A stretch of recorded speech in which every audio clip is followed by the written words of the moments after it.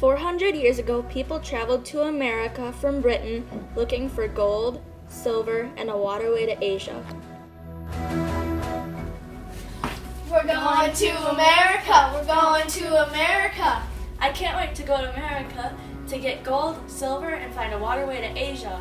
And food! Still going to America. Going to America! King George granted the travelers permission to set up colonies. The king thought he had it good in his throne while the others were getting seasick on a boat. Life would have been great for him if it were not for the Parliament.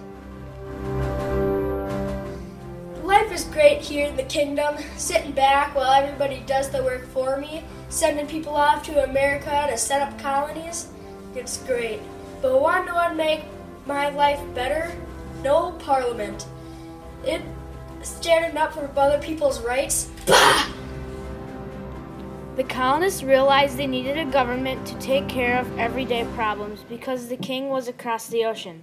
In Virginia colony, they came up with the plan to send 2 representatives from each colony to meet. In Plymouth, they agreed to form a voting type of government. The king didn't pay much attention to the American colonists because he had other problems to deal with. So by the mid-1700s, there were 13 colonies. Each colony had its own government and took care of their own problems. Hey guys, we should create our own governments to take care of everyday problems because the king is across the ocean. Yeah.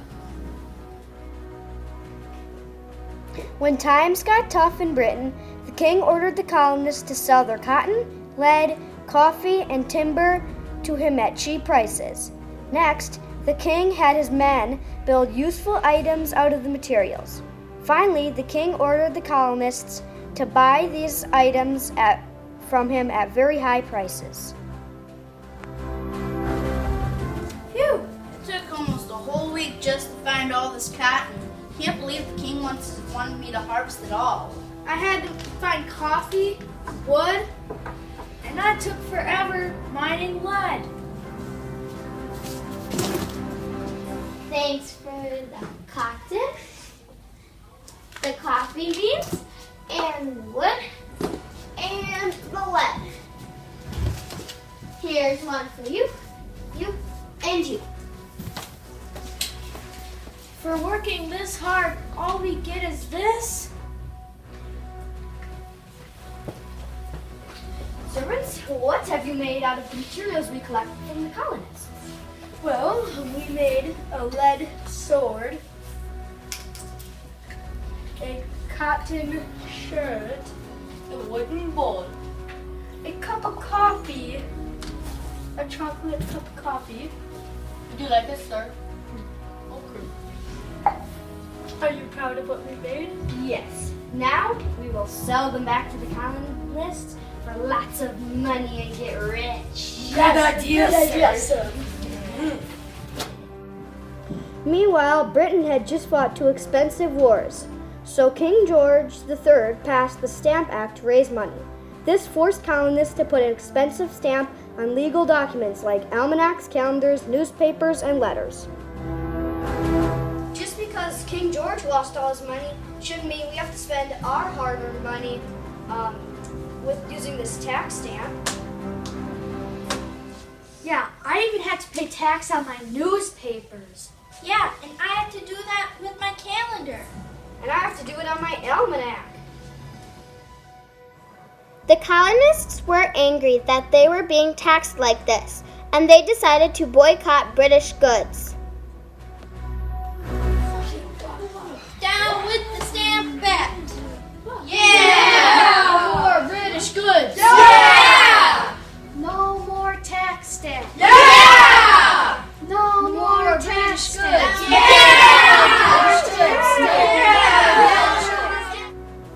The Declaratory Act said that the colonies' laws were useless and that the colonists had to follow the king's laws.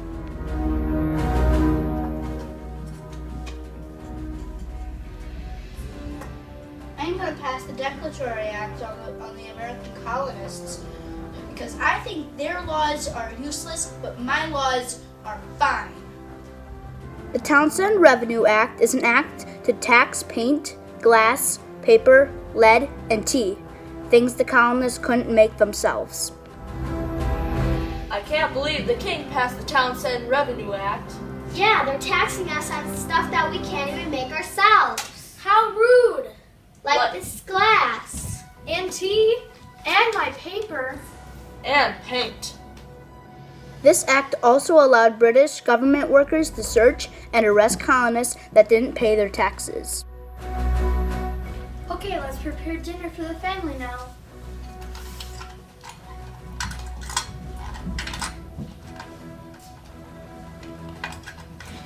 Oh no, British soldiers! I've seen you guys haven't paid your taxes for your tea. We're taking them away. This isn't fair. I refuse to pay my taxes. Take them. Take Kelly. Let's go. Go.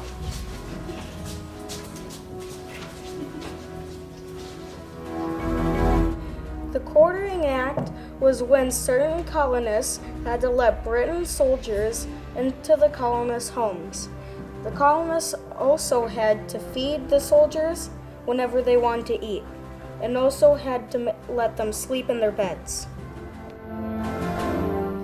Oh, Mom, this is a great meal you made us. Thank you.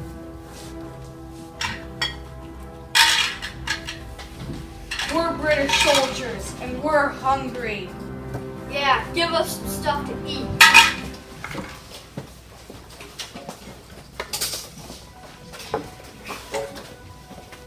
Good food. Yes.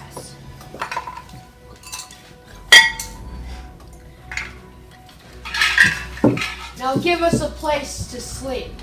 Dad, do we really have to do this? I guess. The Intolerable Acts were laws passed by Britain to help stop rebellious acts by the colonists. For example, the Boston Tea Party was when Americans threw tea into the Boston Harbor to rebel against Britain's taxes on tea.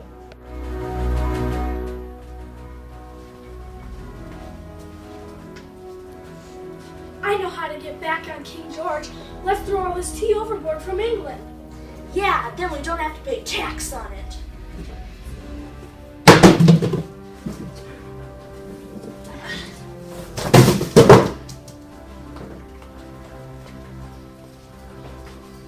The next day,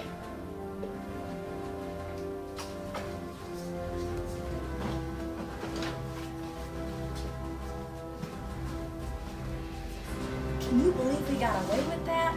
Yeah. You're under arrest for your rebellious act against the king. The Intolerable Acts quickly led to the Revolutionary War, and the time period of the war was 1775 to 1783.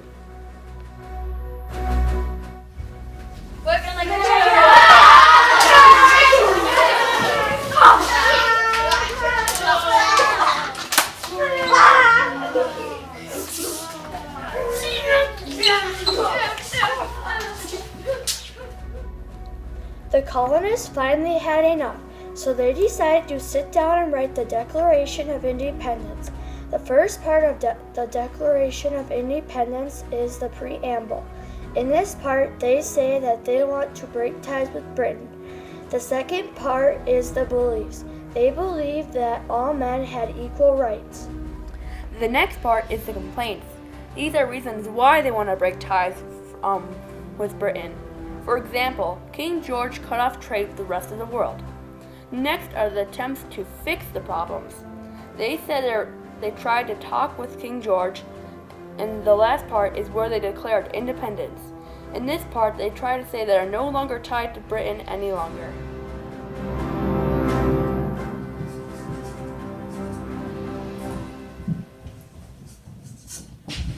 Okay, it's done. Let's sign.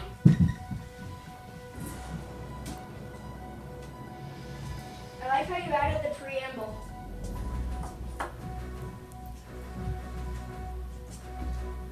you added the beliefs.